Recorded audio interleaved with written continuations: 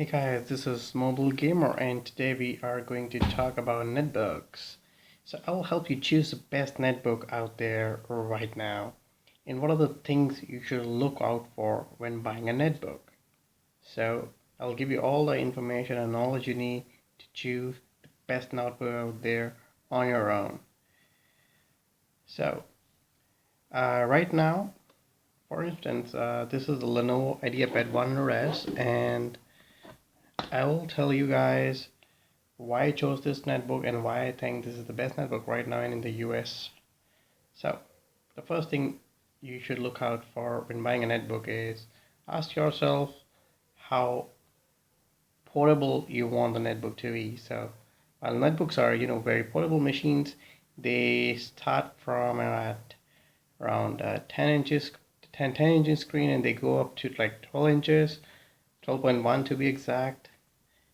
But the ones that I recommend, uh, they they are about they come with 11.6 inches screen, and this allows the manufacturers to equip them with this full size keyboard, near full size I would say. If you have ever seen a Lenovo uh, keyboard, it is almost the size of this. The keys are a little bit bigger, but yeah, but this is near full size and it's not too big. Like the 12-inch netbooks, which are about the same size as the 13-inch laptops that you see around. So you lose on the portability factor. And when you choose a 10-inch netbook, you have to bear with the crammed keyboard, which is not recommended at all. Of course, you're buying a netbook for being productive on the move, and that is why I think keyboard is the most important thing. It is the part of the computer that you touch the most, so it should be very well made. So when looking at the keyboard, you should see that it has a full size right shift key, this one. In most of the netbooks that I don't like, they come with a small right shift key and a small enter key. That should not be there. It should have a typical normal layout. It should not have out of ordinary keys, out of ordinary keyboard layouts. You should look for them.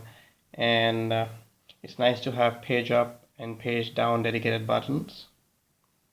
And coming to the touchpad, I prefer the ones that come with separate left and right click buttons.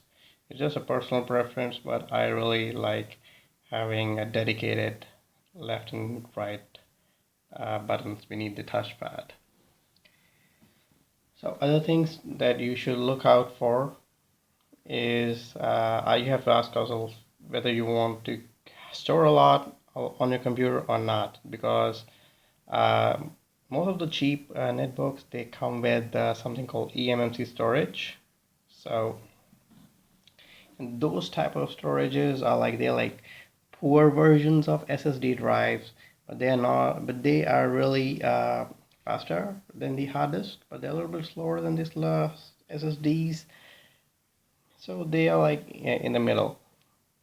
So this one with the IdeaPad 100S, it comes with a 32 GB eMMC storage, and I am using a 64 gig micro SD card in it to expand it to where I store all of my media. It's working really fine for me, and since this 100S is a super tweak for Windows 10, it comes with optimized Windows 10 drivers. You'll see that the performance is just amazing. I'll focus a bit on the screen now, and you will see that I will press the enter, and it's right now in sleep mode, and I will press enter, and you'll see that it will come out in sleep mode within a second. Saw that?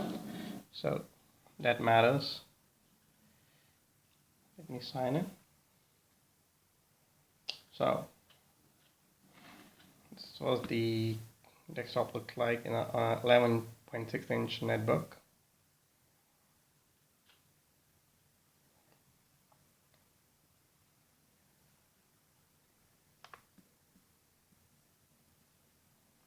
So out of 32 GB, I am getting 27.8 GB which is the rest of the amount is taken up by the backup partition, which has the image of the Windows 10. I suggest not deleting it, because in case of recovery, that's going to help you recover the fastest way. So the screen, yeah, ask yourself, not the screen, ask yourself, what kind of storage are you going to store a lot on the computer? So if you're going to store a lot, go with the hard disk ones. They are a little slow, but in the end they are worth it, because you end up getting a 500 GB or 1 terabyte of hard disk on your computer, and that's a lot of storage. But if you do all of your work within a web browser, or you buying a netbook, just a second computer, I suggest going for the eMMC ones like this one, because it is really, really fast. I'll show you some load time. Let me load up a Microsoft Word 2007. You saw that it loads up really quickly. So that's something to look out for. Same goes for Microsoft Edge. Loads up the stuff really quickly. That is why eMMC storage is recommended if you do your work online, or you can, get past the storage thing by getting a micro SD card slot. Now, other thing that you should look out for are full-size ports. Many manufacturers, let me go take it into standby mode by pressing the power button. Many of the manufacturers do not give a shit about the ports. I do. That is why I like full-size ports. In this case, I'm getting a full-size HDMI port, so no adapters. Full-size 3.5mm jack. This is really important these days. On the right side, I get a full-size USB 2.0 ports.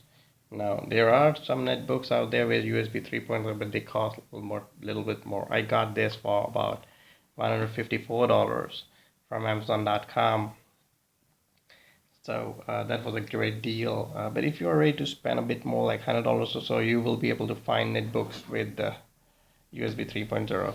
I personally do not find the need of faster storage when I'm buying a second computer or something, which I won't be connecting a lot of media. Now, other thing that you should look out for is the processor it has. So if it is coming with an Atom processor, the latest ones, the X5s, the X7s, and the even the Z3735F, which this one has, they're all great. They're more than enough for your daily needs. They just stream full HD videos without a hiccup, and I don't know why would you want to watch a 4K video on these, but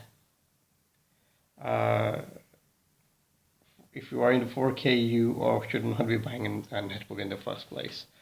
This one comes with a quad-core Atom processor, Z3735F. It does an amazing job in providing a right balance between the performance and battery life. So I get about 8 to 9 hours out of it, and I've been using this netbook from past 6 to 7 months on a daily basis, and I am really blown away by the battery life. I mean, I love using this laptop all day. One big advantage of going with such an ultra low powered processor is that it allows the manufacturers to make them fanless. So there are no fans on this laptop. You see, these are speaker grills, not fans. It runs really cool. You can place it on your lap and use it like a laptop for real. It won't burn your laps at all. So if you buy a laptop with powerful processor, you won't be getting a fanless computing experience. So this is something which is important to me. I am sure it will be important to others, because they are buying netbooks because they will be using their laptops at every possible place, including washrooms, toilets, and blah blah blah, or at the coffee shops. So in those cases, fanless computing is very much appreciated. I have a very old netbook here. This is called the EEPC 701. and this one didn't have fanless processor. This was launched back in 2008. So as you can see at the bottom, they have these vents for dealing with the heat, and I really couldn't use it for prolonged durations on my lap. So I'm really happy with the fanless computing technology now. Um, Now, the one last thing that you have to keep in mind is battery life.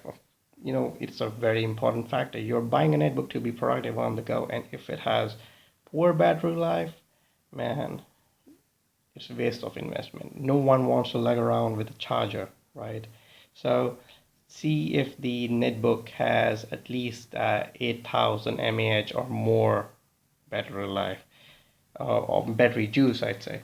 And check with the official numbers as well. If the manufacturer is claiming 12 hours battery life or all day battery life, just deduct 2 to 3 hours, and that's what you'll be getting in real world. So in this one, the manufacturer was claiming around 10 to 11 hours, and I am getting in real world 8 hours easily. Whatever I do, I mean, I am able to get 8 hours out of it. So that's very much important, these things. So I have, I'll be including a link in the description down below to help you choose the latest netbooks out there.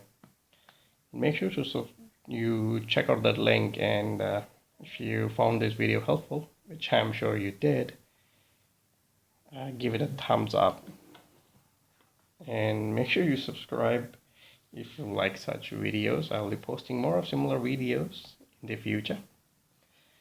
Bye bye.